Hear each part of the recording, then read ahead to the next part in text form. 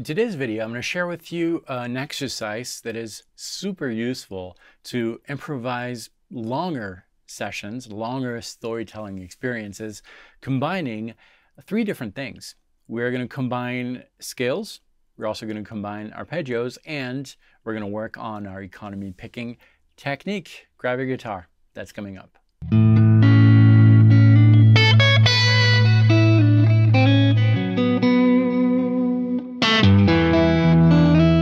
Hi, my name is David Wallerman. Welcome to this channel, which is all about helping guitar players around the world find their voice on the instrument to tell their own personal musical story. So today we're looking at a concept that, to simplify, I'll call the 3-1 concept. I'm going to tell you all about it. It's really simpler than you think, and it has to do with the economy picking technique. So let's cover this really quick. What is economy picking? Economy picking is a combination of alternate picking, so you're alternating the direction of your pick, down, up, down, up, down, up, down, up, and sweeping, which is a continuous movement across the strings. When you're strumming, you are doing the sweeping technique with your right hand. Now, the difficulty is that you want every single note to be heard at once.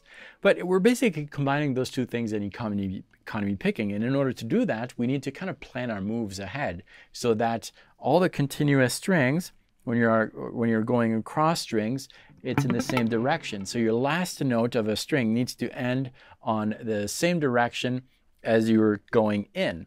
And if we do 3-1, 3-1, 3-1, it's going to work as long as you start with a downstroke. Let me show you that. Let's say that we are in C, and we are in C. That's good. C Ionian, C major.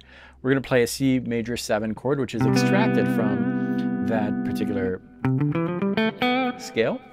And we're going to start on the 5th string, 3rd fret. That's our C, and we're going to play 3 notes. So that's frets 3, 5, 7. We're going to start with a downstroke. So down, up, down. So we ended with a downstroke, which means that the next note can be swept. And that next note is going to be on the next string, 5th fret. So that's 1, 2, 3, 1. Then we're going to repeat that 1, 2, 3 on the next string. And for this, it'll be frets 4, 5, 7. And then the next one is 1 on the 2nd string, 5th fret. And on the 1st string, we're going to do 3 notes, frets 3, 5, 7. So altogether, we have a 6.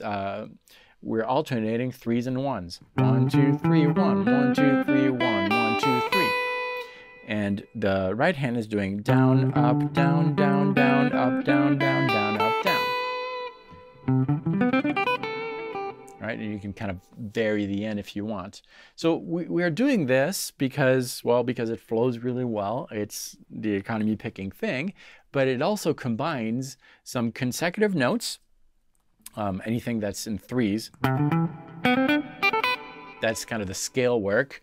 And if you only operate in that mode and the scale type of playing, well, you might be a little mechanical at some point.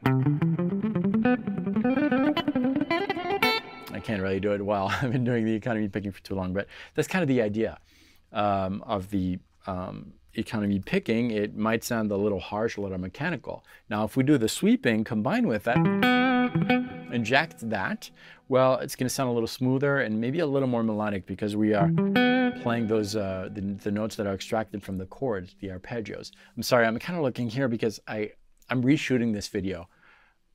Still recording. Good. There's some issues with Logic Pro 10 and it stopped, but we're good for now. Okay, so that's the idea, right? 1, 2, 3, 1, 1, 2, 3, 1, 1, 2, 3.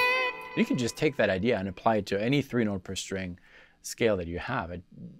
It's going to work. Let's say that we're in, I don't know, B Mixolydian. You can do 1, 2, 3, 1, 1, 2, 3, 1, 1, 2, 3, 1. 2, 3, or I messed up at some point, but you can apply that somewhere. But we're not going to do that. We're gonna have a systematic approach for this exercise because that will strengthen your comfort with your fingers, and they'll be able to really respond to what you're telling them mentally after this. But the exercise takes that C major key, the C Ionian key, and applies this to each of the 7 chords that are extracted from that C major scale. So that's what we're going to do, but we're going to come up with a system looking at the intervals that we're targeting, because we're going to target the same exact intervals, the degrees, the same degrees on each of the different chords. By the way, I should have started with this. You can get the charts for this. It'll be way easier. You can download them for free. The link is below. I'll tell you more about it after. But for now, let's take a look at what kind of intervals we're using in that first chord. We're using the root, that's C, the second, the third, and then on the next string we have one note, which is the fifth. Next string we have three notes, the seventh, the root again, the second, then we have the third, the fifth, the sixth, and the seventh. So that's 1, 2, 3, 5, 7, 1, 2, 3, 5, 6, 7. We're going to apply the same exact intervals on the second chord that is extracted from that particular key. And that'll be D minor 7, D Dorian. And so now we're in this zone of the fretboard. I'm going to go through these one by one, just so you hear the sound. The charts are below. You can grab those, but now you know how it works. And then I'll tell you what you can do with those things. So I'll go through these one by one, and you'll see that it's all coherent, all harmonious. Still recording, we're good. And let's get started. Here's the first degree, that's C major 7. The next one, D minor 7. Then we have E minor 7 for Phrygian. Now the intervals, although we're still applying the 1, 2, 3, 5, 7, 1, and so forth, they might be altered a little bit to correspond to where we're at, right? Okay, so moving on to the fourth one, that's F major 7, that's for Lydian. It's cool because here the intervals of that we're targeting in F major 7 are exactly the same as C major 7, so it's the same exact shape. Right, same shape. The fifth degree is G7, G dominant 7. A minor 7 for Aeolian. B minor 7 flat 5 for B Locrian. And that's our 7 degrees, and we can finish, just to wrap things up, with the 1, the C major 7 an octave higher. All right, so that's kind of the idea. That's the first step, to memorize these different shapes. Now, once you memorize those, we're going to use those to create something kind of melodic and blend that with other things that we have. So that exercise is meant to be a source of inspiration, a little thing that we're going to use when we create music. We're not going to play the whole exercise, because then it's just an exercise. Right? We're just going to use the essence of that. And the essence of that for me is the 3-1. So 1, 2, 3, 1, 1, 2, 3, 1, 1, 2, 3. So we're going to use that every once in a while. I'm going to start with a chord, like I did in the intro of this video. And C major 7, why not? You know, the more open strings I use, typically the better it's going to sound, because they resonate a lot better. Back to E major 7. Okay, now I'm gonna add a piece of that exercise that we played. That's enough. I don't have to do the whole thing. The 3-1, so I'll do a 3, 1, 2, 3, 1. How about reversed? 1, 2, 3, 1. Now I'm in a different kind of mode. I played that augmented fourth, so that's Lydian. That's what I'm telling myself.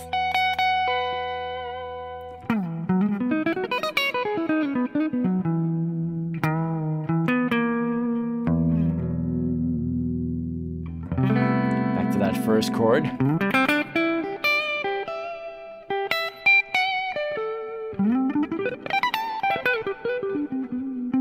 See, I'm just injecting pieces of the exercise.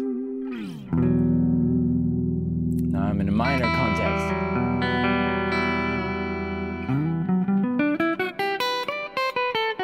That is the exercise right there.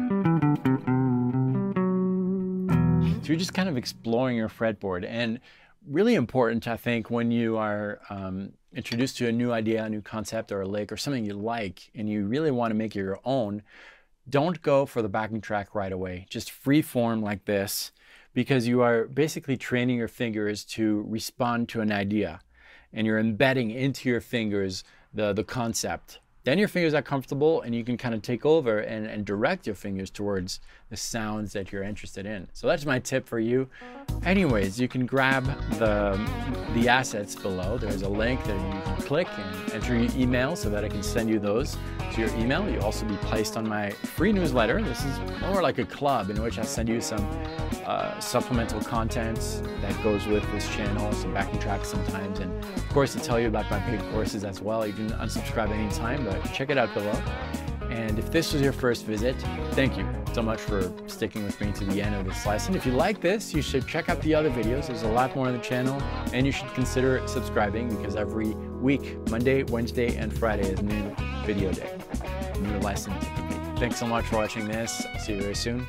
Practice well.